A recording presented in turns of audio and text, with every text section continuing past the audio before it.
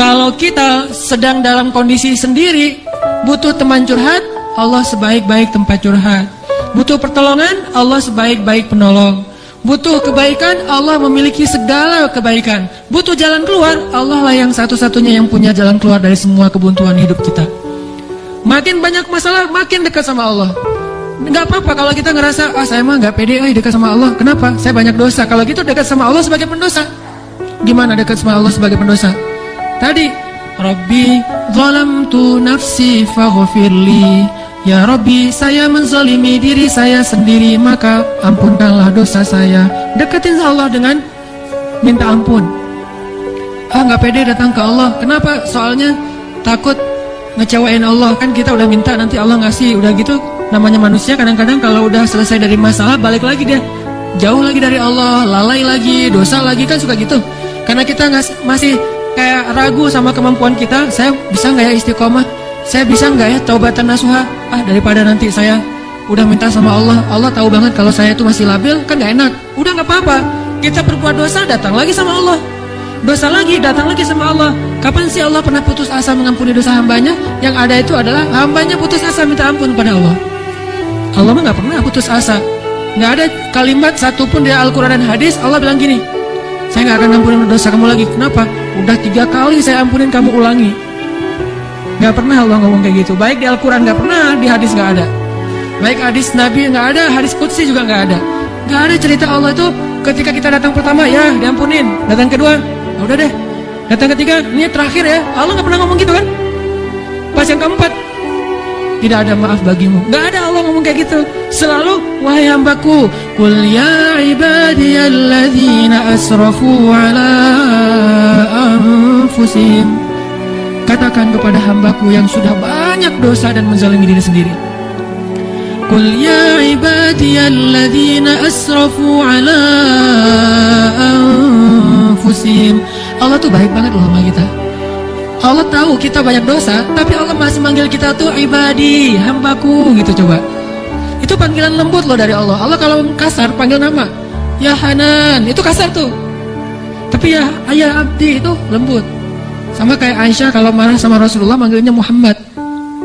Aisyah, nih kata Aisyah sendiri, Aisyah radhiyallahu anha. Jadi kalau Aisyah manggil Rasulullah, ya Rasulullah, itu lagi enak tuh perasaannya, lagi moodnya lagi enak. Tapi kalau ya Muhammad, itu lagi marah. Tapi Rasul dipanggil Muhammad biasa-biasa aja ya. Kita mah kalau dipanggil nama, istri celaka nih, durhaka segala macam, keluar dalil. Nabi aja yang punya dalil nggak pernah ngeluarin, kita yang nggak punya dalil suka ngeluarin, kan aneh tuh. Hadis itu ucapan siapa? Ucapan Nabi kan? Ucapan saya apa ucapan Nabi? Lalu kenapa saya lebih sering mengeluarkan hadis itu daripada Nabi? Kan aneh tuh. Nabi aja yang ucapan beliau sendiri, hadis beliau sendiri, nggak pernah ngeluarin hadis-hadis tentang istri harus kayak gini untuk ngedidik istrinya supaya istrinya tunduk. Nggak. Nabi mah mengeluarkan hadis itu kepada kaum muslimah dalam suasana yang nyaman. Tapi kalau lagi marah nggak mau pakai hadis. Gak mau pakai ayat. Kita kalau lagi marah, ayat hadis keluar semua tuh. Jadi taklim kita itu bahan untuk marah gitu. Kalau lagi marah, ntar keluarin nih ayat-ayat yang kemarin saya dengar di taklim. Allah tuh baik banget sama kita. Udah banyak dosa masih manggil abdi, ibadi. Kalau yang banyak mah, Qul ya ibadiyalladzina asrafu ala anfusihim. Katakan kepada hamba-hambaku, sama kayak ibu manggil ya Bunayya, wahai anakku, anakku. Udah sering ngecewain ibunya, masih dipanggil anakku, nggak dipanggil nama. Saking maha baiknya Allah kepada hamba. Katakan kepada hamba-hambaku yang melampaui batas. Arti melampaui batas berarti dosanya tuh udah nggak kehitung, udah banyak banget. Dia buat zina, dia membunuh, dia minum khamar, kalau sekarang narkoba, dia pokoknya durhaka, ninggalin sholat, semuanya dia lakukan, termasuk perdukunan, syirik. Tapi Allah masih bilang, Qul ya ibadiyalladzina asrafu ala anfusihim. Apa pesannya? La taqnatu min rahmatillah. Jangan putus asa minta ampun sama Allah. Coba, gak pernah Allah putus asa ngampunin kita. Yang ada kita putus asa minta ampun sama Allah. La taqnatu min rahmatillah. Jangan putus asa minta ampun sama Allah.